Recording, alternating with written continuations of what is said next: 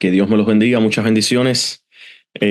Gracias por la invitación, siempre es un privilegio y es un gran honor el poder compartir la palabra de Dios con mis hermanos.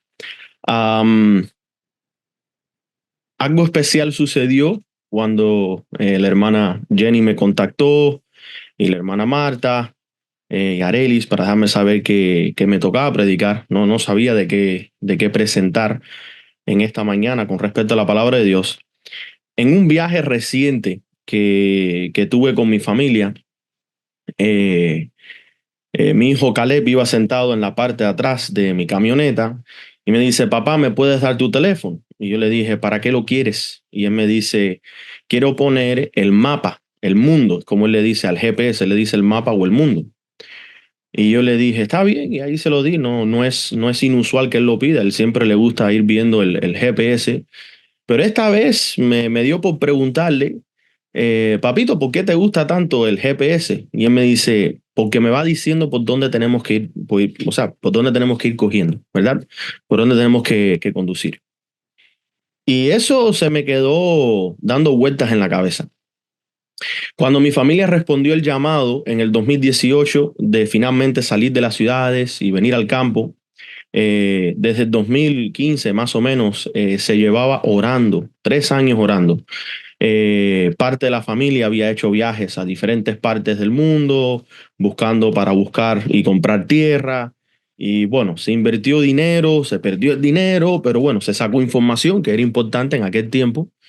Pero resulta ser que cada intento que se hacía por irse a cualquier otra parte del mundo, no, Dios decía que no. Y Dios nos trajo para acá, para Carolina del Norte. Y yo creo que Él lo hizo porque era necesario para la salvación de nuestra familia. Acá conocimos a ciertas personas que fueron de mucha ayuda espiritual y al mismo tiempo hemos pasado por experiencias que nos han ido enseñando, nos han ido disciplinando en el Evangelio, en la obra y al mismo tiempo, pues nos acercamos mucho más a Dios y fuimos obligados prácticamente a vivir por fe. Y yo creo que esa es la mejor parte de toda la historia de nuestro testimonio a la salida del campo. Fue que prácticamente se nos quitó todo y tuvimos que depender solamente de Dios. Tuvimos una pequeña experiencia, si se pudiera decir, de lo que sería un poco esa gran crisis que viene para este mundo. Durante esa época conocí una amistad en la iglesia, una persona muy seria, muy buena.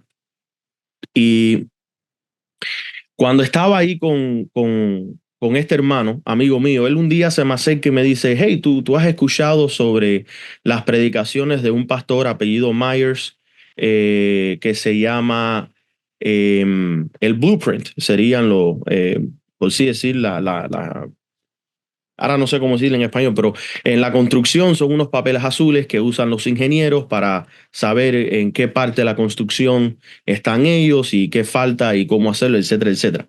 Creo que le dicen los dibujos. Planos, En los planos. planos. Gracias, mi hermana Jenny, gracias. En los planos, exactamente. Esa es la traducción exacta, son los planos. Y le dije, no, nunca había escuchado de esto. Y entonces, pues, me envió unos temas, eso fue en el 2018, 2019, que me dejaron impactado. Este pastor iba presentando lo que eran las verdades del santuario y él le decía, estos son los planos del evangelio. Bueno, después de lo del COVID no volví a escuchar más de este pastor. Cuando conocí la verdad del Padre y del Hijo, traté de buscarlo de nuevo para ver en qué posición él estaba con el tema de la deidad, pero simplemente no obtuve contacto.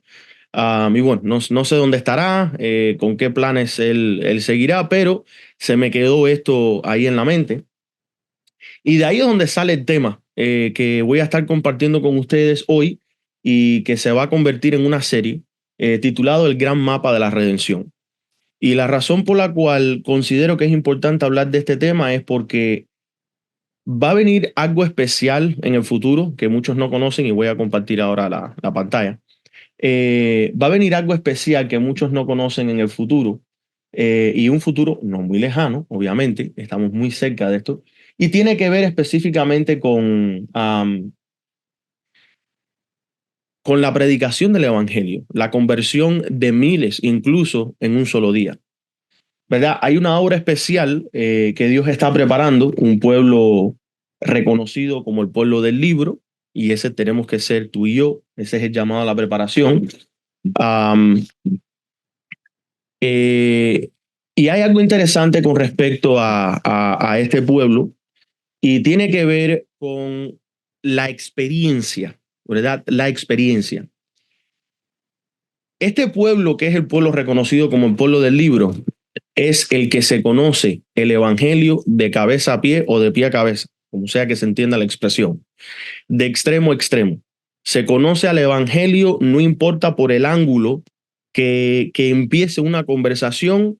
Este pueblo que va a estar de pie para la gran crisis, se va a conocer el evangelio de una manera tan directa, van a ser unos expertos en el tema, que sin importar la pregunta que reciban, sin importar la duda que escuchen, van a poder presentar el evangelio sencillamente y en pocas palabras, no con sermones elocuentes de 1, 2 y 3 horas. Es más, la hermana White habla mucho sobre que los temas no deberían de ser más de 20 o 30 minutos, porque es que la mente no capta.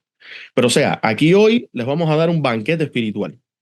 Eh, Como es un tema que vamos a ir empezando a abrirnos con respecto al tema del santuario, no vamos a profundizar en cada aspecto del santuario, sino que quiero mostrarles a ustedes que verdaderamente puede usar el santuario, en este caso como un mapa o como los planos del evangelio, para tú poder mostrarle a una persona la palabra de Dios, quién es su Hijo, lo que sucedió en la cruz y en la posición en la cual nos encontramos, que es obviamente después de 1844, Cristo está intercediendo en el lugar santísimo, ¿verdad?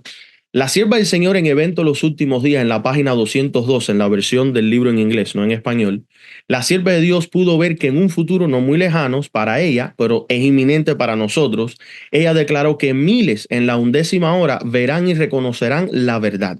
O sea, van a ver y la van a reconocer. Si la reconocen es porque la han escuchado antes, pero no la habían visto, pero la van a ver y la van a reconocer. Y estas conversiones a la verdad se harán con una rapidez, dice ella, que sorprenderá a la iglesia, y solo el nombre de Dios será glorificado. ¿Cuántos esperan ese momento cuando miles se convertirán en un día? ¿Qué significa? Es que tú y yo debemos de aprender a predicar los mensajes de los 3 ángeles en un solo día.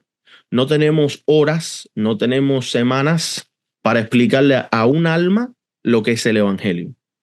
Poder explicar el plan de la redención en pocas palabras, poder presentar la Biblia como el faro de luz que nos guiará al puerto seguro. Hay 3 cosas que se deben saber explicar y son fáciles: el evangelio, el conflicto y el santuario. Y yo quiero, por ejemplo, empezar con respecto a la reforma, porque esto fue lo que yo me acuerdo que había escuchado de este pastor en el 2019. No encontré una versión en español, desgraciadamente, pero es fácil de seguir el mapa. Él pone, obviamente ahí están los pasos del santuario, como ustedes pueden ir viendo en la imagen, y entonces en la parte de al lado, él empieza con lo que es la parte final de la profecía, los 2300 días, y cuando hablamos de la parte final no me estoy refiriendo a los últimos años, sino a una temporada, ¿verdad? Desde su punto que empieza la reforma hasta el final de los 2300 días. Por ejemplo, él pone a John Wycliffe. Y hay algo interesante con John Wycliffe, porque John Wycliffe fue uno de los reformadores que regresó la palabra de Dios, la Biblia, a lo que sería a la vida del cristiano, ¿verdad? Conllevó a las personas a querer leer la palabra, hizo traducciones del latín, del griego, etcétera, etcétera. Y saben que John Wycliffe fue perseguido como si fuera una secta. Y eso lo estaba mencionando ese pastor y me llamó mucho la atención. Después de John Wycliffe pasamos a Martín Lutero, que fue por el 1500. Y Martín Lutero, que fue el fundador de lo que serán lo que sería hoy en día los luteranos, también fueron ellos perseguidos como si ellos fueran una secta, porque Martín Lutero estaba enseñando lo que era la justificación por la fe. Y el grito a la sola escritura tomó más fuerza durante su época. El tercer paso sería John Calvin, que fue el fundador de la iglesia presbiteriana, también fue perseguido como si fuera una secta. Y así sucesivamente vamos avanzando. Por el año 1600 aparece John Smith y Roger Williams. También fueron ellos perseguidos como si fueran una secta, terminando con John Wesley antes del fin de los 1260 años. John Wesley fue el que fundó la Iglesia Metodista y también fue perseguido como si fuera una secta. Cada vez que Dios fue restaurando una verdad, hubo persecución de parte tanto del poder religioso como el poder civil, y en este caso se acusaba al reformador o al que traía la verdad de ser una secta, de funcionar en contra de la religión establecida y funcionar en contra del gobierno establecido. Para entonces, en 1844, Dios levanta a lo que nosotros conocemos como el movimiento de los adventistas del séptimo día. Y ahí nosotros vemos claramente que ellos se convirtieron en una denominación para finales del 1950, pero no antes. Antes ellos eran considerados una secta. ¿Por qué? Porque ellos estaban en contra de la religión establecida y de lo que el gobierno establecido en algunos países, no necesariamente en Estados Unidos, estaban en este caso no obligando, pero sí de alguna manera conllevando a los miembros a participar, como en el caso de España, que todo era muy pro-católico y así sucesivamente. Hermanos, si nosotros entendemos el mapa del santuario, será de bendición para nuestras vidas. Y yo quiero advertirles que no vamos a estudiar el santuario de ninguna manera en la forma tradicional que siempre se ha enseñado en la iglesia. Considero que ya hemos escuchado bastante con respecto a lo que es cada aspecto del santuario, el arca del sacrificio, el altar de sacrificio, el lavacro o el lugar donde estaba el agua, la mesa de las hileras de 2 panes, estaba el altar de incienso, el candelabro, y entonces está el lugar santísimo, el arca del pacto. Incluso hay una séptima parte que menciona Pablo, que muchos no hablan, y es el incensario de oro que aparece en Apocalipsis, que está encima del arca del pacto, que Cristo, o en este caso el sumo sacerdote en el tiempo de Aarón y de los sumos sacerdotes antes de que Cristo apareciera, ellos lo usaban una sola vez al año en el lugar santísimo, en el día de Yom Kippur, para hacer expiación. Y en nuestro caso se ve que claramente Cristo lo tiene en la mano. La hermana White tiene una visión donde se cierra la gracia y Cristo suelta el incensario y cae en el santuario, dando la señal de que se cesó la obra de gracia, se cesó la intercesión, y ahí es donde nosotros vemos que es la última parte del santuario, tiene que ver con lo que es específicamente esa obra que hace el sumo sacerdote, que en este caso es Cristo Jesús. Pero o sea, yo quiero que ustedes entiendan que el santuario lo vamos a ir presentando no de la manera tradicional. ¿Por qué? Porque yo quiero mostrarles a ustedes con la Biblia y con la historia de que sí podemos nosotros de diferentes ángulos ver la obra del santuario como nuestro mapa, como nuestro GPS. Pero bueno, con esta introducción vamos a pedirle a nuestro Dios que nos ayude, que nos dé de su Santo Espíritu, porque vamos a entrar en el tema. Y si no pedimos la unción del Espíritu de Dios, verdaderamente suceden cosas raras y las personas empiezan a traer ideas que no van de acuerdo a la Biblia, o no se dan cuenta que están pisoteando algún otro aspecto de la Biblia, y no queremos lograr eso. Lo que queremos es lograr una armonía perfecta. Así que, por favor, si es posible, que cierren sus ojos y se unan conmigo en esta oración. eh, Se los agradecería. Vamos a orar. Amante Padre que estás en los cielos, santificado sea tu nombre. Gracias, Padre, por todas las bendiciones que tú nos das. Padre, en este momento, al estudiar tu palabra, tu santuario, pedimos que envíes tu Santo Espíritu a nuestros corazones y a nuestras mentes, y que podamos nosotros aprender, y que este mensaje sea receptivo para estar preparados para ese gran momento donde la obra avanzará de una manera impresionante y tu nombre será glorificado. Te pedimos, Padre, que alejes el enemigo de nuestras vidas, de nuestros hogares, y que podamos nosotros ver la realidad y la verdad, que tu Hijo Cristo Jesús vino a este mundo, murió en la cruz, lo resucitaste, Padre, con tu Espíritu, y está actualmente en el lugar santísimo, en tu santuario celestial. Él está intercediendo por nosotros. Así que, Padre, bendícenos en esta hora, y que podamos nosotros vivir de acuerdo a estas verdades. Te lo pedimos todo en el nombre de Jesús. Amén. Bueno, yo quiero presentarles a ustedes ahora la deidad en el santuario, porque ya más o menos podemos ver cómo fue que Dios fue restaurando ciertas verdades a lo largo de la reforma en el santuario. Cada reformador trajo una verdad a luz que estaba siendo ocultada, y por ellos predicar esta verdad fueron perseguidos, etcétera, etcétera. Pues hoy en día nosotros, los que queremos creer en las sagradas escrituras y queremos regresar a lo que serían los caminos antiguos, ¿verdad? En el tiempo de lo que creían los pioneros, pero yendo mucho más ante los pioneros, desde el tiempo los discípulos, tiene que ver con el tema de la deidad. Y obviamente acá casi todos hemos sido perseguidos por el tema de la deidad. Y sí se puede ver la deidad en el santuario, absolutamente. Y no me refiero a que la presencia del Padre está en el lugar santísimo, porque considero que ya esto se sabe desde el tiempo de los pioneros, y si no podemos profundizar más, estamos en problemas, porque entonces significa que nos estamos quedando en la luz que ya fue dada y no estamos avanzando en la luz. Y la luz tiene que ir avanzando, sin pisotear el hecho de que la presencia del Padre está en el lugar santísimo, que Cristo está oficiando en el lugar santísimo. Vamos a profundizar un poco más. Por ejemplo, en el santuario tenemos el primer paso, que es el altar de sacrificio. Aquí es donde el evangelismo empieza en la vida de la persona, lo que son las buenas nuevas en acción, ¿verdad? Evangelismo es las buenas nuevas en acción. Todo ministro que entiende el evangelio tiene que empezar predicando la cruz de Cristo, o sea, el Hijo de Dios, el que fue enviado por quién, por el Padre, y vivió en perfecta obediencia al Padre mediante la unción del Espíritu.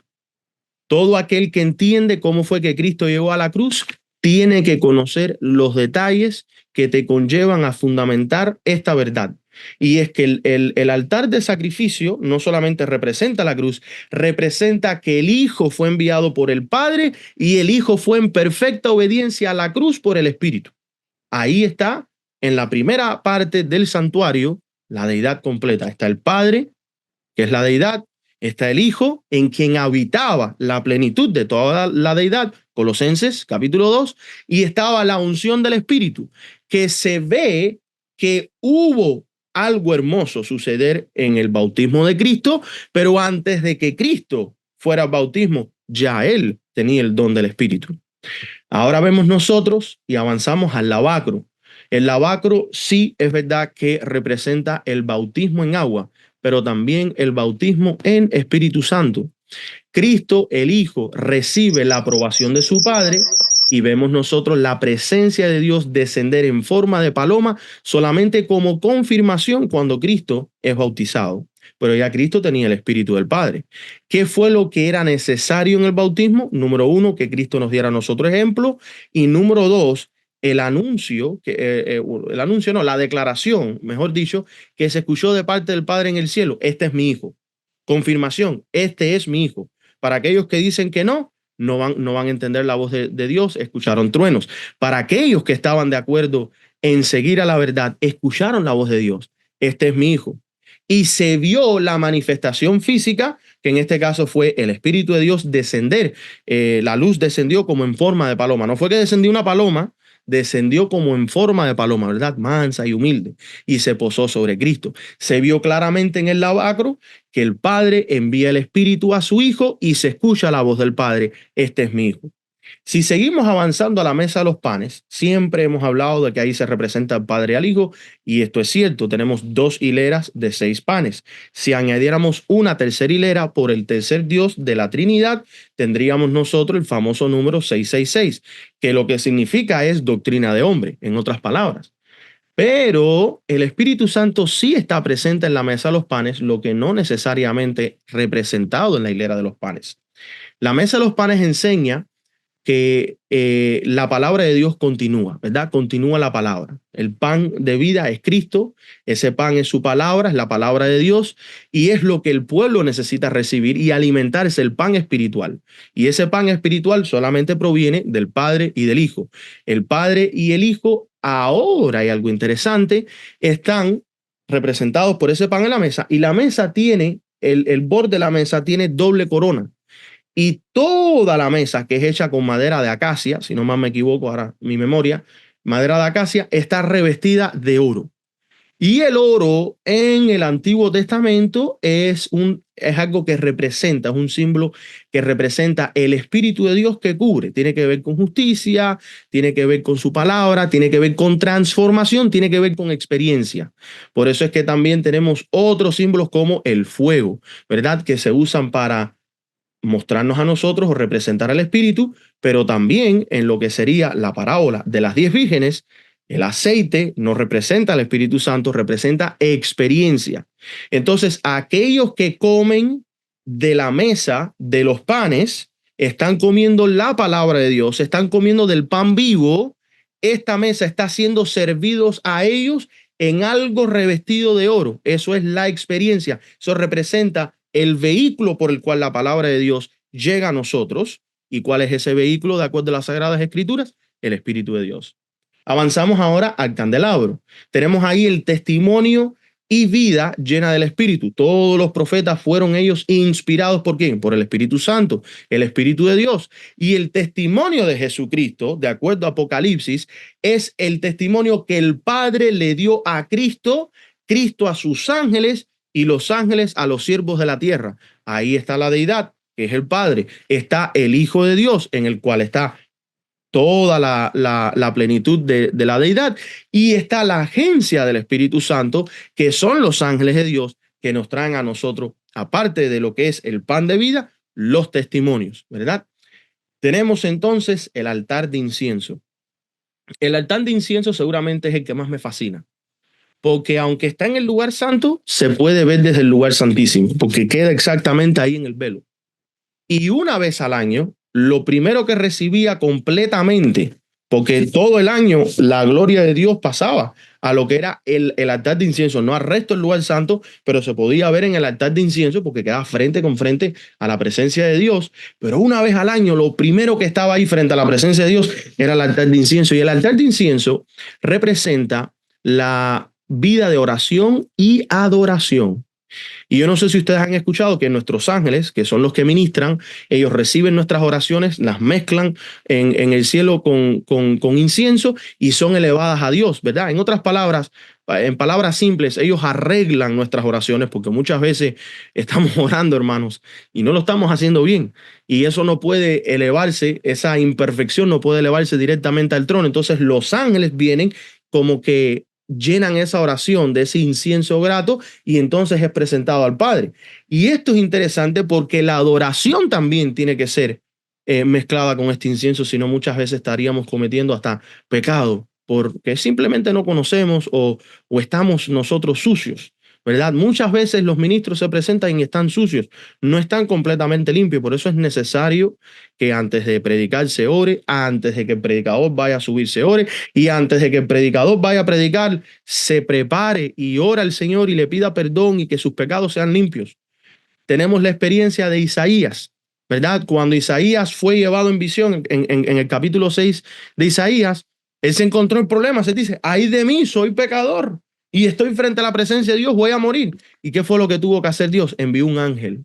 ¿Para qué envió el ángel? Y santificó los labios del profeta con una de los carbones, ¿verdad? Del altar de incienso, tocó sus labios y le dijo, tus pecados han sido quitados, han sido limpiados. Y esa palabra que está ahí representa que fueron completamente extirpados. O sea, no es como que fueron perdonados y están en la lista, no, fueron completamente borrados. Era la obra directa que está haciendo Cristo actualmente por ti y por mí, expiando, limpiando por completo esos pecados. Tienen que ser eliminados. Entonces nosotros vemos que en el altar de incienso se ve la intercesión que se hace hacia el Padre, ¿verdad? Mediante Cristo y nuestras oraciones elevadas por los ángeles, que es la agencia del Espíritu Santo, todo esto trabaja a nuestro favor. ¿Cuál es ese? Que nos pone a nosotros frente al trono de la misericordia para nosotros obtener perdón. Y esto es interesante, lo que dije al final, obtener el perdón, porque Cristo no es el que perdona pecados. El que perdona pecados es el Padre. Cristo es el que busca el perdón de tus pecados. Y los ángeles son los que están ministrando la verdad, el pan de vida entre el cielo y la tierra, asegurándose que los seguidores de Cristo se mantengan en conexión con Cristo para que cuando Cristo esté tratando de interceder, no se encuentren ellos desligados de su paracletos, de su abogado, de su consolador. Entonces es muy importante el altar de incienso, ¿verdad? El que más me fascina a mí en lo personal. Y por último tenemos el arca del pacto. Representa la obediencia, ley, presencia del Padre, donde está el maná dentro del arca del pacto.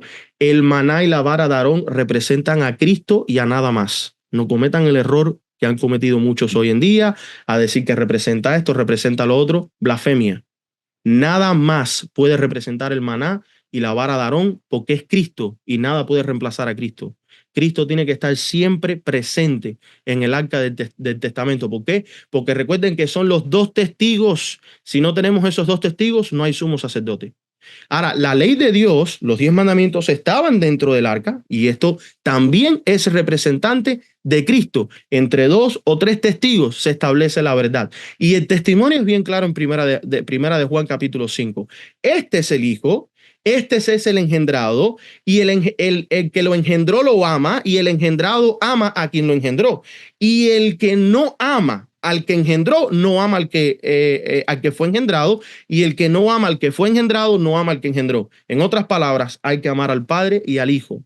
La ley de Dios, el maná, que representa el pan divino del cielo, que es Cristo, y la vara de Aarón, que retoñó sin estar conectado a un árbol, sin estar conectada al agua, simplemente fue mostrando que en Cristo está la vida original. Y esa vida original es la que está en los ángeles y es la que estará en los redimidos por el resto de la eternidad, porque Cristo nos va a nosotros a dar vida y tendremos que ir nosotros todos los días a ir a alimentarnos mensualmente de ese árbol de la vida que representa la palabra de Dios. Dice la hermana White que nosotros no podemos comer del fruto ahora, pero podemos comer de sus hojas. ¿Cómo? A través del estudio y la meditación de las Sagradas Escrituras. Dentro del arca del pacto se encontraban estas 3 cosas. En la parte de afuera, de acuerdo al Pentateuco, está el arca del pacto, en la parte de afuera, abajo, recostado, ahí al ladito del arca del pacto, estaba la Torá, la Biblia, ¿verdad? Estaba el resto de lo que era lo que nosotros conocemos hoy en día como el canón bíblico, estaba dentro del lugar santísimo. Ahora, no cometamos el error de pensar de que porque algo no está dentro del arca, de lo que sería el lugar santísimo o el arca del pacto, no tiene importancia. Hermanos, no obtienes la bendición del arca del pacto y del lugar santísimo si tú primeramente no vas pasando por los primeros pasos del santuario. Cada aspecto del santuario es importante y es verdad presente. Pero si te quedas estancado, ese es el problema, que no podemos quedarnos nosotros estancados. No te puedes quedar en el lavacro, no te puedes quedar en el candelabro porque te quedas incompleto. Tienes que seguir avanzando. Y eso fue lo que hizo el pueblo adventista cuando Dios levantó, ¿verdad?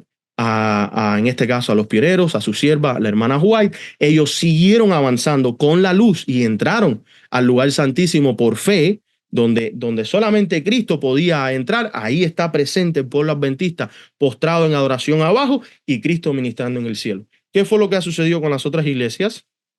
Algunos se quedan en el altar de incienso, otros en la mesa de los panes, otros ni siquiera salen del altar de sacrificio y otros por completo se han salido del santuario, se han salido del campamento. Entonces, ahora que tenemos nosotros y entendemos esto, vemos nosotros que Aarón representaba a Cristo, vemos la presencia de Dios llamada la Shekinah, que es el Espíritu de Dios, su gloria, su luz, todo esto estaba presente en el lugar santísimo, ahí en el arca del pacto. Así que pueden ver cómo cada parte del santuario representa tanto al Padre, que es Dios, a su Hijo, el Hijo de Dios, y en este caso al Espíritu Santo, ya sea en la manera del vehículo, que es para traer a nosotros el alimento, la confirmación, la voz, la palabra de Dios, o simplemente la agencia, que son los ángeles, ¿verdad? Siempre están presentes en cada aspecto del santuario. Ahora, vamos a regresar con detalles interesantes. El Evangelio en pocas palabras. Esto es una nota interesante. En la Biblia hay varios versículos que se pueden usar para resumir todo el Evangelio. Hoy vamos a hablar de uno de esos versículos más controversiales como ejemplo, porque considero que si se les presenta uno de los ejemplos más difíciles, se hará más fácil con otros versículos que se pueden mostrar el Evangelio. Con un solo versículo puedes mostrar el Evangelio entero. Y yo voy a empezar con el más controversial, que es Mateo 28:19, ¿verdad? Porque algunos dicen que es añadido, otros que no, etcétera, etcétera. Ok. Bueno, ¿sabías que Mateo 28:19 es el texto más corto que al mismo tiempo es profundo y más completo con respecto al Evangelio? ¿Sabías que la hermana White cita o alude a Mateo 28:19 cientos de veces en sus escritos con más de varios capítulos, artículos, sermones dedicados o solamente a ese texto?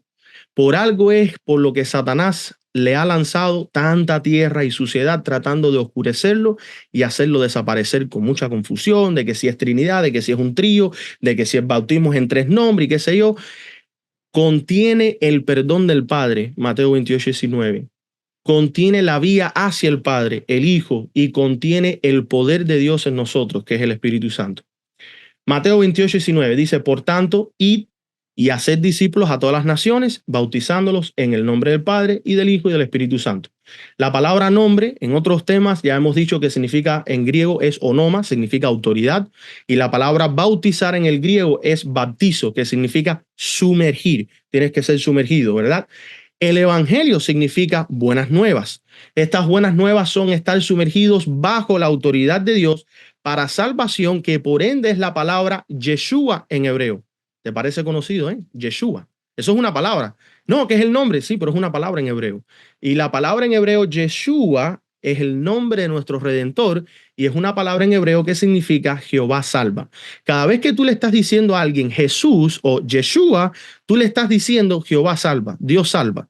Eso es lo que tú estás diciendo. Cuando tú le dices a alguien, hermano, ¿tú crees en Jesús? Tú le estás preguntando, ¿tú crees que Dios salva? Es interesante, ¿verdad? Entonces, ¿cuáles son las buenas nuevas? ¿Cuál es el evangelio? ¿Verdad? Pues Dios, quien es el Padre, es quien perdona. De acuerdo a la palabra de Dios en 1 Juan capítulo 1:9, nos dice claramente que si nosotros confesamos nuestros pecados, Él es fiel y justo para perdonar nuestros pecados y limpiarnos de toda maldad. Esa es la dádiva del Padre, es el juez, quien limpia, quien extirpa nuestros registros sucios y los puede eliminar. Ahora, ¿cuál es el camino hacia el perdón? ¿Cuál es el camino hacia Dios el Padre? Claramente en Juan capítulo 14, versículo 6 se nos habla que el Hijo es el camino al Padre y por lo cual tenemos acceso a este perdón. Jesús declaró, yo soy el camino y la verdad y la vida. Nadie viene al Padre sino por quién, por mí. Si no vamos a Cristo, no podemos llegar al Padre. Y el Espíritu es quien nos convence de pecado y nos va transformando. Y eso no es algo del Nuevo Testamento, hermanos. Si no lo podemos probar en el Antiguo Testamento, tenemos problemas. Ezequiel 36, 26 al 27 nos dice claramente, os daré corazón nuevo y pondré un espíritu nuevo dentro de vosotros y quitaré de vuestra carne el corazón de piedra y os daré un corazón de carne y pondré dentro de vosotros mi espíritu y haré que andéis en mis estatutos y guardéis mis preceptos y los pongáis por obra. Y en Tito 3:5 se alude a Ezequiel cuando se nos dice, nos salvó no por obras de justicia que nosotros hubiéramos hecho, sino por su misericordia, por el lavamiento de la regeneración y por la renovación en el Espíritu Santo. Entonces, el bautismo, hermanos, tiene que reflejar nuestra muerte en Cristo Jesús, nuestra resurrección por el Espíritu del Padre que levantó a Cristo de entre los muertos y nos transforma en nuestro diario vivir. Y todo esto es obra de Cristo, no es obra del hombre. Si fuera del hombre, Tito estaría mintiendo. El registro que está en Tito sería mentira. Dice, no justicia, no por obras de justicia que nosotros hubiéramos hecho, sino por su misericordia, la regeneración y la renovación en él. No es de, no es que es del Espíritu, no, es en el Espíritu. Si tú no estás en el Espíritu, si tú no has recibido el Espíritu del Señor, si tú no estás andando los estatutos, si tú no estás guardando los preceptos, tú no estás poniendo por obra la transformación.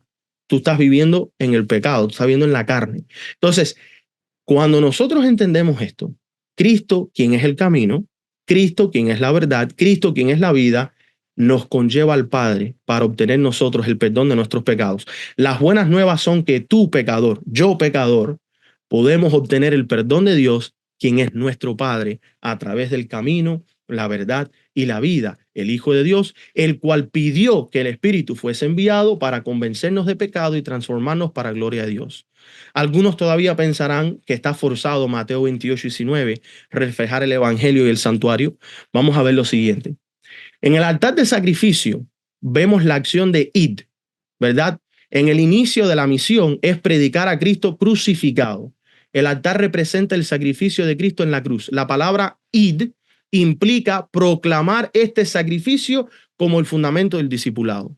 Y no quise poner las citas de la hermana White hoy en este tema porque quiero tratar de establecerlo todo con la Biblia, pero hay una cita de ella donde ella dice que los ministros de Dios tienen que predicar a un solo Dios verdadero, que es el Padre, y a uno que es mediador, y ese mediador es Cristo, aquel que vino, murió, resucitó y fue elevado al cielo y está oficiando por nosotros. Entonces, ahí, en esa palabra id, al principio de Mateo 28:19, estamos viendo la implicación de que hay que proclamar este sacrificio, ¿verdad? ¿Y qué nos dice a nosotros 1 Corintios capítulo 2:2? Nos dice, porque nada me propuse saber entre vosotros, sino a quién, a Jesucristo y a este ¿qué? Crucificado. No hay evangelio si no entendemos el sacrificio del Padre para que tú y yo obtengamos el perdón de nuestros pecados. Todo verdadero discípulo comienza reconociendo su necesidad de salvación y del sacrificio expiatorio de Jesús. Que, por cierto, regreso a la palabra Jesús, el nombre Jesús, ¿qué significa? Dios salva. Fíjense, en otras palabras, todo verdadero discípulo comienza reconociendo su necesidad de salvación y del sacrificio expiatorio de Dios salva. El Dios que salva, el Padre. Juan 3:16, que ese es un versículo perfecto para poder explicar el evangelio en pocas palabras, que sería bueno, se los dejo de tarea que ustedes lo puedan desglosar, ¿verdad? Pero ¿qué nos dice? De tal manera amó Dios al mundo, que él dio al Hijo, para que todo aquel que en él cree en el Hijo no se pierda, mas tenga vida eterna. Entonces, Dios da esta vía de salvación y ese camino para nosotros llegar al Padre, Jesús. El lavacro, ¿verdad? Vemos la acción de bautizándolos en Mateo 28. El paso público de purificación y muerte al yo. Si no hay un paso público a la muerte del yo, estamos en problemas. El lavacro representa el bautismo, símbolo de limpieza, muerte al pecado y nuevo nacimiento. Y Romanos 6:3 nos dice, ¿no sabéis que todos los que hemos sido bautizados en Cristo Jesús hemos sido bautizados en su muerte? Todos aquellos que son bautizados para salvación de sus vidas, para perdón de sus pecados, han sido bautizados en la muerte de Cristo. Simbólicamente, a nosotros ser sumergidos, participamos de la cruz. Y tenemos que participar de la cruz. Porque ¿cómo se supone que el Espíritu renueve mi corazón y mi mente si el yo no muere y Cristo no nace en mí? Tiene que cumplirse Ezequiel, la profecía de Ezequiel. Tiene que cumplirse la promesa. Dios tiene que dar un nuevo corazón y no un corazón de piedra, sino de carne. Dios tiene que darnos su Espíritu, no cualquier Espíritu, el Espíritu Santo. Entonces, en Mateo 28:19, Cristo ordena bautizar a los creyentes y esto tiene su reflejo exacto en este mueble. Y recuerden, hermanos, Mateo 28:19 no le está hablando al que se va a bautizar. Mateo 28:19 no le está hablando al que está entrando en el evangelio. Mateo 28:19 le está hablando a aquellos que están ministrando. Es a los ministros. Si los ministros no entienden lo que es la gran comisión, las buenas nuevas, que Dios salva, no van a entender ni van a poder explicar el evangelio. Entonces, ¿qué vemos nosotros en la mesa de los panes de la propiciación? Onoma, ¿verdad? La palabra onoma en el nombre, ¿verdad? En el nombre, onoma, autoridad. Ese nombre se encuentra en el Antiguo Testamento, Jeremías 23:6. Y ese nombre es Jehová Sidkenu, Jehová justicia nuestra. Y Jeremías 23:6 dice que Israel será salvada y su nombre por el cual lo conocerán, hablando de Cristo, es Jehová Sidkenu. Eso es uno de los títulos, uno de los nombres que tiene Cristo. Es Jehová justicia nuestra. En el nombre del Padre, del Hijo y del Espíritu Santo, tiene que ver exactamente con esto, hermanos. Es la obra del Padre, la del Hijo y la del Espíritu en el creyente. Jehová es nuestro Dios, justicia es su Hijo y nuestra es a través del Espíritu, esa justicia, ¿verdad? Ahora, dice enseñándolos y dar ejemplo. Esto tiene que ver con el implícito de hacer discípulos. La mesa de los panes, que representa la palabra de Dios, representa la sana doctrina. No se puede bautizar a alguien que no entiende la sana doctrina. No se puede bautizar a alguien que no entiende lo que es el evangelio. La mesa de los panes nos trae a nosotros frente con frente al Padre y al Hijo. Aquellos que tienen conceptos errados de lo que es la deidad no van a poder ser bautizados, aunque se metan en el agua, si ellos siguen persistiendo en un conocimiento que va opuesto a la sana doctrina, no están siguiendo la imagen de Dios, están siguiendo en este caso, la imagen de hombres, ¿verdad? Y vemos nosotros que entonces la mesa de los panes tiene 2 hileras de pan, tiene doble corona alrededor del borde. Estos representan al Padre y al Hijo, y algunos dicen que el Espíritu Santo no está presente, pero sí lo está, representado por el oro. La mesa de los panes representa la palabra de Dios, que es traída por su Espíritu a nosotros. La mesa estaba recubierta de oro puro, fue hecho de madera de acacia y luego cubierto con este oro. El pan que está en la mesa de los panes, el pan representa la palabra de Dios, la palabra que lleva la verdad, el perdón, la vida, etc. Hacer discípulos implica nutrirlos constantemente con el pan del cielo. Si no son nutridos aquellos que están entrando a la iglesia con la sana doctrina, con la palabra de Dios, ¿qué transformación pueden ellos obtener del bautismo? ¿Qué bendición pueden ellos obtener de un Cristo crucificado y resucitado? Hermanos, como les estaba diciendo, cada aspecto del santuario es verdad presente. Lo que hay etapas, pero no puedes quedarte estancado, tienes que seguir avanzando. Y una vez que nosotros entendamos, y creo que muchos de los que estamos presentes hemos entendido la necesidad de lo que es la sana doctrina, podemos ahora ir avanzando a mucho más. Pero antes de terminar con este punto, miren lo que dice Mateo 4:4. No solo de pan vivirá el hombre, sino de toda palabra que sale de la boca de Dios. Y la mesa de los panes de la propiciación es interesante, que tenemos 2 hileras de pan. Tenemos la hilera que nos decimos que representa al Padre, la que representa al Hijo, pero también pudiéramos decir que representa al Antiguo Testamento y al Nuevo Testamento. También pudiéramos decir que representa a la ley y el testimonio. También podemos decir que representa la palabra de Dios y la inspiración del Espíritu a los profetas. O sea como sea, se ven diferentes niveles. Es como una cebolla que tiene diferentes capas y tú le vas quitando una capa y hay más, ¿verdad?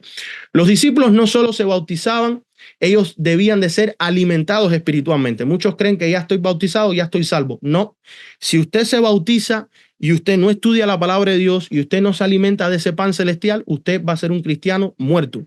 Su hombre espiritual muere de hambre.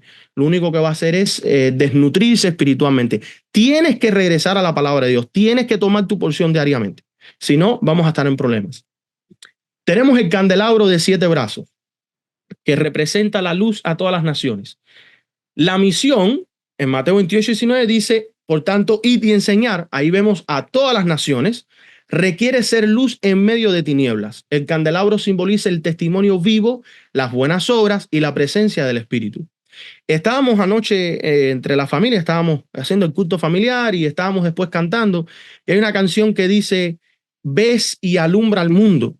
Vete hacia las tinieblas, alumbrar, a traer la luz. Hermanos, donde hay tinieblas, no hay luz. Tienes que llevar la luz. Tenemos nosotros la responsabilidad de llevar las buenas nuevas a los lugares donde no ha llegado el mensaje. Tenemos la responsabilidad de predicar el evangelio donde no se entiende el evangelio. Esa es la responsabilidad que tenemos y está representada por el candelabro de 7 brazos. Incluso si ustedes estudian las 7 iglesias, se me olvidó cuál iglesia fue ahora mismo, les pido disculpas. No sé si fue la primera o la tercera, pero en una Dios advierte, si tú no te acoges al buen vivir, en otras palabras, voy a remover tu luz, o sea, voy a removerte del candelabro, no vas a tener luz. Y entonces es necesario, hermanos, como la palabra que Cristo estaba dando cuando la mujer, cuando Cristo dijo, ¿quién tiene una luz y la esconde bajo la mesa? No, el que tiene una luz, el que tiene una linterna, el que tiene para compartir, lo pone en alto para que otros también tengan acceso, ¿verdad? Vosotros sois la luz del mundo, dijo Cristo, así alumbre vuestra luz delante de los hombres. Entonces, si nosotros somos la luz del mundo y Dios nos está diciendo, id de hacer, es para compartir, no para nosotros engrandecernos. Todos están llamados a hacer algo por el evangelio para que los hombres conozcan. La iglesia misionera brilla al mundo con la verdad presente, guiada por el Espíritu Santo, ¿verdad? En el altar de incienso está la intercesión por los santos. Hacer discípulos incluye orar por ellos. Muchas veces los educamos, muchas veces les mostramos las doctrinas, muchas veces estamos presentes en el día que son bautizados, los saludamos, pero no oramos por ellos. Hermanos, si nosotros no aprendemos a hacer intercesión por nuestros hermanos, si nosotros no aprendemos a orar por nuestros hermanos, ¿podemos nosotros verdaderamente entender la obra que está haciendo Cristo por nosotros? porque eso es exactamente lo que debiéramos estar haciendo. Incluso muchos dirán, no, pero ¿cómo yo voy a orar por un hermano que está en pecado? Recuerden las palabras de 1 Juan capítulo 5. Hay pecado de muerte y hay pecado que no es de muerte. El único pecado de muerte es el pecado imperdonable, que es el rechazo por completo del Espíritu Santo, el rechazo de la palabra de Dios. Pero si tu hermano no ha cometido pecado de muerte, ¿qué es lo que dice el versículo?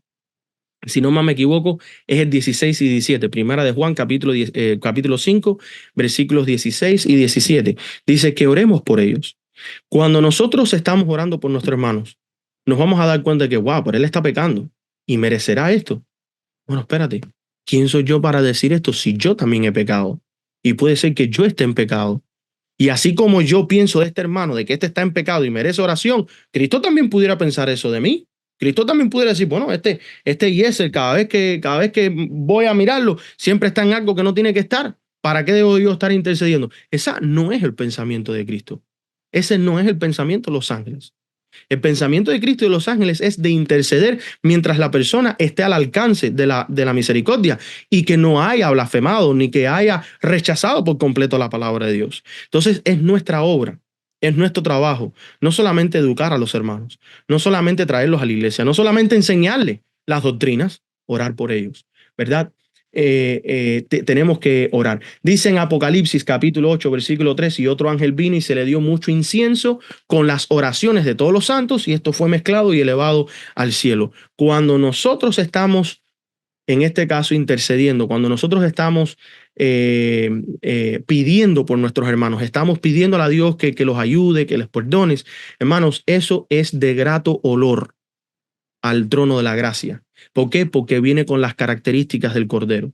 Pero cuando nosotros estamos actuando y estamos susurrando y murmurando en contra de nuestro hermano, bueno, no sé hasta qué punto tu oración pueda ser recibida en el cielo, porque eso no viene con el espíritu del Cordero, viene con el espíritu del acusador. Entonces, ¿de parte de quién vienen esas palabras, verdad? De esa oración, ¿viene de parte del enemigo o viene de parte de un amigo? Eso es algo para pensar. Jesús no solo envía a predicar, sino que intercede desde el cielo y los discípulos siguen ese mismo ejemplo. Nosotros tenemos que aprender a hacer eso. Ahora, por último, el arca del pacto, el lugar santísimo, autoridad divina y fidelidad al pacto, ¿verdad? En el nombre del Padre, del Hijo y del Espíritu Santo, que en hebreo es Jehová Sidkenu, por el nombre en que Cristo sería conocido, Jeremías 23:6, cuyo nombre salvaría al pueblo. ¿Cuál es el nombre que salva al pueblo? Jesús. ¿Y qué significa Yeshua? Dios salva. Ese es el nombre que te salva a ti. Es Jesús, Dios salva, el cual representaría a aquel que está sentado en el trono.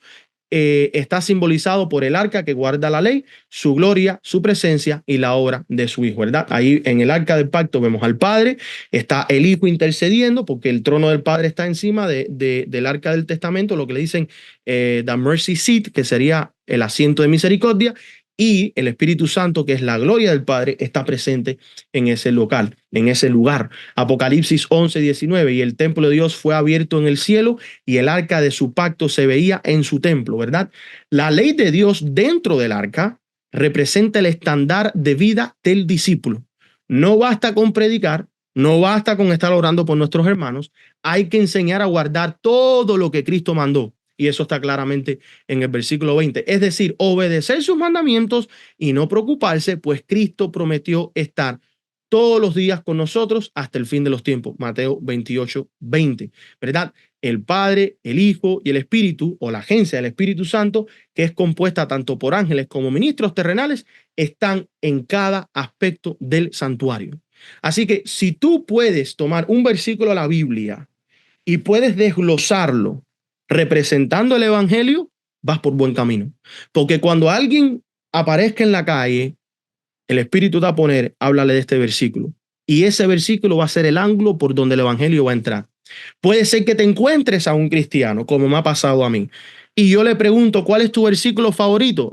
Mi versículo favorito muchas veces me dicen Juan 3:16.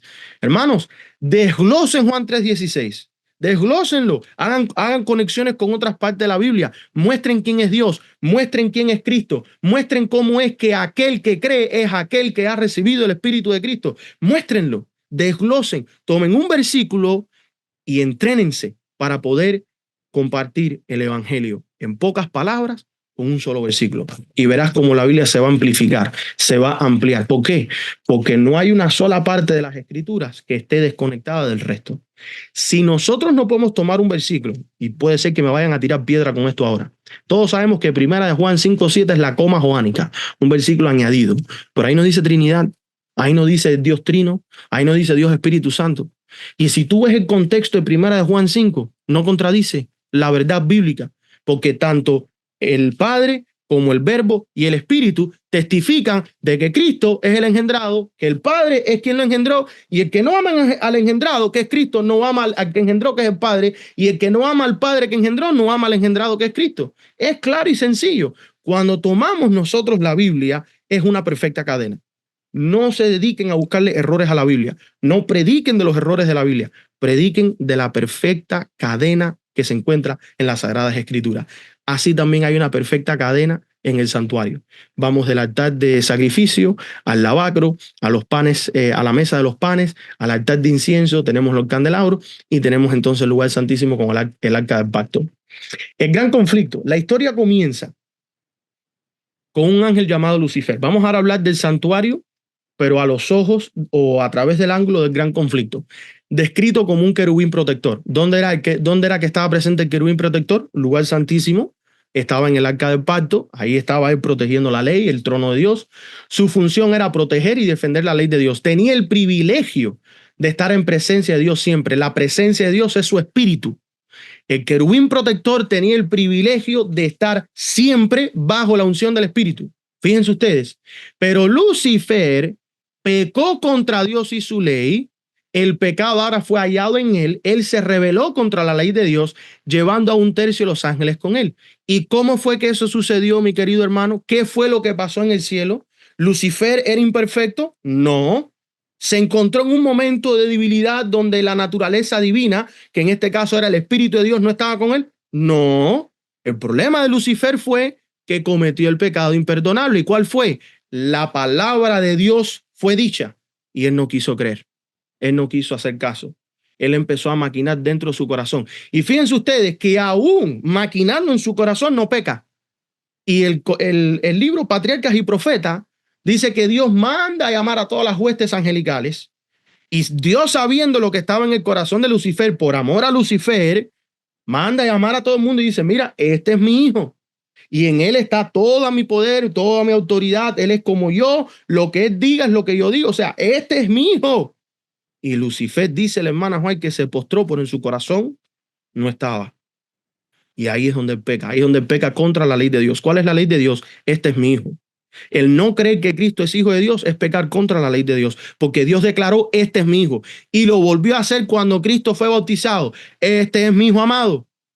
Y Juan 3:16 te lo dice claramente, que Dios envió al Hijo para que todo aquel que en él cree, es un mandamiento. Es más, primera de Juan, capítulo 3, versículo 20 y 21. Y este es su mandamiento, que creamos en el nombre del Hijo.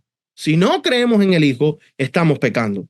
Y ahí fue cuando Lucifer peca. Peca contra la ley de Dios, peca contra Dios, peca contra Cristo, ¿verdad? Llevándose 1/3 de los ángeles con él. La pregunta es, ¿por qué no fue juzgado inmediatamente Lucifer? Que eso es algo que muchos se preguntan. De acuerdo a Deuteronomios 19, versículos 16 al 19, dice la palabra de Dios, cuando se levantara testigo falso, ¿quién fue el testigo falso que se levantó en el cielo? Fíjense, hermano, vamos a regresar a primera de Juan 5. Ese es el testimonio por el cual se armó el gran conflicto, que Cristo era el engendrado. Esa es la razón por la cual tú y yo somos hoy en día perseguidos, que Cristo es engendrado, que no hay una Trinidad, que Cristo es el Hijo de Dios literal. Entonces se levantó un falso testigo. ¿Contra quién? Contra el Padre. Y testificó contra el Padre. Que tú eres un injusto, que tu ley es injusta, que no puede ser guardada, etcétera, etcétera. Entonces 2 litigantes se presentarán delante de Jehová. ¿Quién fue a representar el carácter del Padre para defender el carácter del Padre? ¿Tú? ¿Yo? No. ¿Los ángeles? No. El Paracletos, el Consolador, el abogado. ¿Quién es? Cristo Jesús. Cristo, Padre, yo voy a defender tu honor, yo voy a defender tu carácter, pero lo hizo de palabra. No. Cristo se metió en el campo de batalla. Él tomó la naturaleza caída del hombre para mostrarle al universo de que sí se puede ser obediente a Dios. Y ahí vemos que tanto delante de Jehová, fíjense ustedes, porque todo lo que está en el Antiguo Testamento es una copia del cielo, delante de los sacerdotes, que en el cielo serían los ángeles, son los ministros, ¿verdad? Y de los jueces, ahí estamos viendo a nosotros los 24 ancianos, estamos viendo las bestias que están delante del trono de Jehová, que hubieran aquellos días, y los jueces inquirirán bien, y si aquel testigo resultare falso y hubiera acusado falsamente a su hermano, entonces haréis a él como él pensó hacer a su hermano, y quitarás el mal de en medio de ti. Lo que sucedió en el conflicto de los siglos fue exactamente esto. Satanás se levantó contra Dios, testificó contra su ley, se levanta a Cristo y Cristo dice, vamos a litigar este problema y vamos frente al juez. Y ahí tenemos a un jurado. Pero ¿qué pasa? Que no había jurado. ¿Por qué? Porque todos los ángeles estaban involucrados en esto. Entonces ya en el plan, Dios iba a crear al hombre y a la mujer y los pone en el huerto del Edén y les pone la prueba. Y les pone la prueba. Adán y Eva fallaron. La humanidad cae en problemas porque ahora dentro del jurado tenemos personas que están prejuiciados en contra de Dios y otros ahora tienen que conocer la verdad de Dios para conocer la verdad y poder entregar un juicio santo. Y fíjense, hermanos, la importancia del conflicto de los siglos, que en el cielo, ¿qué es lo que vamos a estar haciendo nosotros por 1000 años? ¿Vacaciones? No, vamos a estar viendo qué cosa, cada registro, antes de que se dé la sentencia. ¿Cuándo es la sentencia? Después del milenio. Después del milenio viene la sentencia para quién? Satanás, sus ángeles y todos aquellos que no hayan querido creer en Dios. Ahí está la sentencia. Pero antes de que se dé la sentencia, nosotros tenemos que hacer nuestro trabajo como jurado. Tenemos que ver todos los casos que fueron investigados. Tenemos que ver toda la evidencia que Cristo presentó. Tenemos que ver toda la evidencia que los ángeles, ¿qué cosa? Reportaron. Hermanos, todo está organizado en el cielo. Y ahí jugamos tú y yo un papel importante si tú lo decides. Se requiere un tercer partido imparcial para juzgar una controversia. Dios creó la humanidad como ese jurado imparcial, pero cuando Adán y Eva pecaron, fueron descalificados. Jesús entonces vino para restaurarnos y calificarnos nuevamente como jurado. Y esto es la gran controversia entre Cristo y sus ángeles y Satanás y sus ángeles. El caso de Satanás, Dios es injusto y su ley es imposible de guardar en perfecta obediencia. Satanás es de acusar a Dios de nepotismo, que eso quiere decir que hay favoritismo hacia un familiar, y de ser injusto. Ese es el caso de Satanás. Toda la evidencia que él va a traer, todos los pecados que tú has cometido, todos los pecados que yo he cometido, es para alimentar su caso. Cada vez que tú pecas, mi hermano, ten esto en mente, o cada vez que te... déjenme echar un poquito para atrás. No, cada vez que tú pecas, no. Trata de no pecar. Antes de que vayas a pecar, parado ahí en el valle de la decisión, donde estás siendo tentado, piensa este pensamiento. Si yo peco, Satanás va a usar esto en contra de Dios. Lo va a usar como evidencia contra Dios. ¿Quiero yo ser parte de esa evidencia? Piensa en eso, hermano. Antes de que vayas a pecar, ponte a pensar. ¿Quiero que se use mi vida como un ejemplo para decir que Dios es injusto y que la ley es imposible de guardar? No. ¿Cuál es la defensa de Cristo? Que el Padre es justo, que su ley es justa y que es posible ser obediente incluso con una naturaleza caída, pues la obediencia es una decisión que todo ser creado puede elegir. No vayan a estar creyendo en el pecado original. No, ahora yo nací en una naturaleza caída y pues no hay de otra, tenemos que pecar. No, eso es una decisión. La naturaleza caída, en otras palabras, es simplemente que nosotros nacemos sin la conexión con el Espíritu de Dios. Eso es todo. No de que tú eres culpable por el pecado de Adán y Eva. Nosotros no somos culpables por el pecado de Adán y Eva. Lo que nosotros tenemos que buscar la manera de buscar esa conexión con Dios. Ser restaurados a través de la conexión con su Espíritu. Y todos hemos pecado en algún momento. ¿Por qué? Porque nuestra naturaleza caída, a no estar unida a Dios desde el principio, en vez de tener inclinación a hacer bien, tiene inclinación a hacer mal. Pero tú no pecas por obligación. Tú pecas porque decides. Entonces, permítame un momentico. Termino con esto. Entonces, Cristo está presentando el caso que la obediencia es posible. Y esto está en el santuario. Hay un camino, hay un GPS. Tú empiezas por el altar de sacrificio reconociendo que eres pecador y que necesitas un redentor. Pasas al bautismo para ser bautizado, sumergido bajo el agua, bajo la autoridad de Dios, con el nombre de Jesús, que Dios salva, ¿verdad? para perdón de tus pecados, pasas entonces a la mesa de los panes, de las dos hileras de panes que representan la palabra de Dios, representa el testimonio de Jesucristo, representa el vehículo que te lo trae, que es la mesa revestida de oro, que es el Espíritu Santo, pasas al candelabro donde están los testimonios, etcétera, etcétera. El altar de incienso, eventualmente llegas al momento donde tienes que estás, o sea, estás parado tú frente al arca del pacto, del testamento. ¿Obediencia o no obediencia? ¿Lo hago o no lo hago? Hermanos, Dios incluso promete ayudar a todo aquel que de corazón quiere esto mismo, ser obedientes. Esta disputa se está tomando a cabo en el cielo y en el santuario. Entonces, ¿el santuario nos muestra a nosotros el plan de la salvación dentro de lo que es el conflicto? Claro que sí. Dios dio a Israel el santuario como un plano de salvación y cada mueble representa una parte del viaje o de la experiencia de la salvación. El altar de sacrificio, el sacrificio de Cristo en la cruz, donde empieza el proceso de expiación de los pecados del pueblo para poder restituirnos, para que nosotros podamos ahora ser partícipes de ese juicio y poder nosotros aportar algo bueno y positivo a este juicio. Pasamos al lavacro, donde nuestro bautismo, nosotros como hombres podemos obtener perdón de nuestras transgresiones por medio de la inmersión, por medio de la inmersión bajo la autoridad de Dios, quien salva, o sea, Yeshua, ¿verdad? Dios que salva. La mesa de los panes de la propiciación, la palabra de Dios, la Biblia, el método que Dios usa para enviarnos de su espíritu y convencernos de pecado y consolar al pecador en sus debilidades. El altar de incienso, la oración, la forma en la cual el hombre puede mantenerse en comunión con Dios. Los ángeles suben y bajan llevando nuestras peticiones y trayendo bendiciones del cielo. El candelabro de 7 brazos, el testimonio de Jesucristo.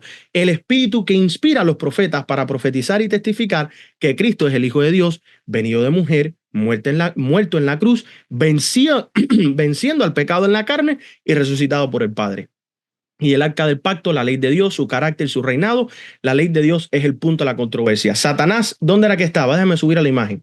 Él estaba aquí, un querubín protector, y empezó a criticar y juzgar esto. Echó para atrás. Negó el testimonio. ¿De quién? Del Padre, el testimonio del Hijo y de los otros ángeles, que varios ángeles se le acercaron a Satanás y le dijeron, mira, tú sigues siendo glorioso, tú sigues siendo grande, pero este es el Hijo de Dios. No te pongas en contra de él. Satanás negó el candelabro. Fíjense ustedes cómo Satanás está echando para atrás. Nosotros vamos avanzando del altar de sacrificio hacia el arca del testamento. Pero Satanás, que era el querubín protector, aquel que estaba en la ley, está echando para atrás. Y ahora pasa a negar el altar de incienso. Cuando viene Cristo, cuando vienen los ángeles y están intercediendo por él, Satanás, mira, tranquilo, brother, mira, esto está bien, no, porque hay Satanás ahí con su leque, no. Y entonces pasa a negar ¿qué cosa? El pan de vida. Ya no se está alimentando la palabra de Dios, ahora se está alimentando sus propias ideas. Y entonces ahora viene y no es sumergido bajo el Espíritu de Dios. Ahora tiene un espíritu belicoso, tiene un espíritu de codicia, tiene un espíritu de envidia, tiene un espíritu de odio, hablando más de sus hermanos, difamando a sus hermanos, criticando a sus hermanos. Y ahí por último, él niega por completo el amor del Padre, que está representado en el altar de sacrificio. Porque el Padre tuvo amor por Lucifer, no lo destruyó al momento y ahora se abre un juicio. Hermanos, Satanás estaba aquí y fue negando cada aspecto de la verdad hasta terminar fuera del campamento, porque Dios lo tuvo que expulsar del campamento. Si no, imagínense ustedes lo que se armaría dentro del campamento. Nosotros llegamos al campamento y Cristo dice, mira, Adán y Eva pecaron y ustedes perdieron ese acceso a la comunión con Dios en espíritu. Por lo tanto, tienen que recuperar esa comunión para que ustedes puedan también estar presentes, parados, limpios y sin manchas en este juicio. ¿Y cuál es el proceso? Ahí está el GPS. Ahí tienes tú el mapa. Ahí está el mapa de la redención. Cada parte del santuario es una verdad presente que tiene que estar presente en nuestras vidas. Y no es que ya llegaste a una, te olvidas de esta y avanza a la otra. No. Llegaste a la primera y le añades ahora la segunda y le añades la tercera y le añades la cuarta, la quinta y la sexta y así sucesivamente hasta que estamos de gloria en gloria siendo transformados a la imagen de nuestro Dios. Hermanos, este plano no solo muestra el camino a la salvación, sino que también profetiza la muerte de Cristo en la cruz, su resurrección, su venida a través del Espíritu a su pueblo, transformación, crisis y la bendición de la presencia de Dios mismo en nuestras vidas. Y nosotros sabemos claramente que cuando estudiamos el santuario, estamos nosotros estudiando el mapa o los planos que Dios ha entregado a su pueblo. Entonces, una pequeña recapitulación antes de cerrar ya el tema. Pudimos ver que se viene un gran momento para el pueblo de Dios donde el evangelio tiene que ser predicado en simples palabras y en un solo día. Vemos nosotros que Dios restauró verdades esenciales en la Reforma. Martín Lutero, la justificación por la fe; John Wycliffe, la Biblia; John Smith y Roger Williams, el bautismo por inmersión, porque no se estaba bautizando por inmersión; John Wesley con el metodismo, perdón, con los metodistas, que tiene que ver con varios sistemas, pero uno de los que voy a resaltar es la organización de la Iglesia de Dios, el testimonio avanzando, etcétera, etcétera. A través de la Reforma podemos ver que Dios ha ido restaurando una parte del santuario. Vemos también que la deidad se encuentra en cada mueble, cada parte y aspecto del santuario. Vemos nosotros que Mateo 28:19 es un versículo, lo usé yo como ejemplo porque es uno de los más conflictivos, pero hay otros más fáciles como Juan 3:16, donde nosotros podemos ver una recapitulación del evangelio, ¿verdad? En pocas palabras, vimos nosotros que en el conflicto de los siglos, lo que sucedió en el cielo, ¿dónde está? Está aquí abajo. En el gran conflicto vemos nosotros el santuario, pero no de forma, no del aspecto que vamos aprendiendo, sino cómo fue que Satanás fue dando marcha atrás a todo. Vemos nosotros también que nos muestra el plan de la salvación y se nos hace a nosotros la invitación, ¿verdad?, de seguir estudiando este tema. Más adelante estaremos estudiando la historia del conflicto, cómo es que lo vemos a través de la historia de la iglesia. Vamos a también estar estudiando un poco más con respecto al famoso título de la Reforma, ¿verdad?, de la sola Escritura. Vamos a también ver el santuario a través de la imagen de la bestia. Esa parte es la que más me fascina de todo el estudio. Vamos a estar viendo la naturaleza caída, modo bestia en el corazón humano, en contraste con modo espíritu en el corazón humano. Vamos a estar viendo el santuario, la solución, y más adelante veremos la solución para qué. No necesariamente es lo que siempre se ha dicho dentro de la iglesia. El patrón profético en Daniel, una plantilla cronológica del tiempo final. También vamos a ver las bestias finales y la falsa oración desde el aspecto del santuario, imagen y semejanza de Dios, transformación de carácter y victoria, la segunda venida falsa, la prueba final, a quién vas a reflejar, y bueno, tendremos una conclusión con el gran mapa de la redención. Así que te invito a que estudies el tema del santuario. Obviamente profundiza en las cosas que siempre se han enseñado, porque eso es bueno nosotros memorizarlo, conocerlo de memoria, pero no te quedes ahí, sigue avanzando, busca más, hay más. Y cada aspecto de la Biblia, hermanos, si tú buscas el santuario y lo pones, vas a ver el mapa, lo vas a ver tan claro como si fuera el sol a mediodía. Eso es lo hermoso de el santuario. El santuario no es solamente lo que está sucediendo en el cielo, no es solamente la vida de Cristo en la tierra y después en el cielo, no es solamente la experiencia del cristiano, no es solamente el conflicto, no es solamente la reforma, o sea, el santuario es todo. Y recuerden, el tema de la deidad no es el único tema que nos hace a nosotros diferentes al mundo. El tema de la reforma pro salud no es tampoco el único tema que nos hace diferentes al mundo. La única doctrina que nosotros tenemos, que nadie más tiene, hermanos, que nadie más tiene, nadie más predica, el santuario. Y yo he visto a muchos adventistas pisotear las verdades del santuario solamente porque no lo conocen. No conocen las fiestas, representan cada aspecto del santuario. No reconocen la vida de Cristo en la tierra. No estoy hablando del cielo, en la tierra también representa cada aspecto del santuario. O sea, el santuario es como una llave maestra que abre todas las puertas y cierra puertas que nadie puede, en este caso, abrir, y abre puertas que nadie puede cerrar. Eso es lo especial del santuario, es el todo, el carácter de Dios, y por ende creo yo que es importante poder entender por qué en este tiempo esta doctrina va a ser una de las que nos va a conllevar a ser reconocidos como el pueblo del libro.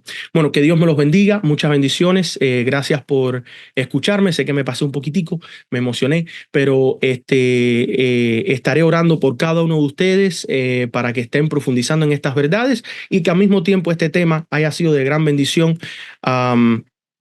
En lo que es el aspecto del banquete espiritual, que te dé más ganas y más ansias de alimentarte con la palabra de Dios y solamente con la palabra de Dios para que tu fe sea fortalecida y tú seas de aquellos que están aportando en el juicio celestial a la evidencia de Cristo a favor del Padre y no que estés aportando a la evidencia de Satanás que está en contra del Padre y su ley. Que Dios te bendiga. Bendiciones. Vamos a cantar.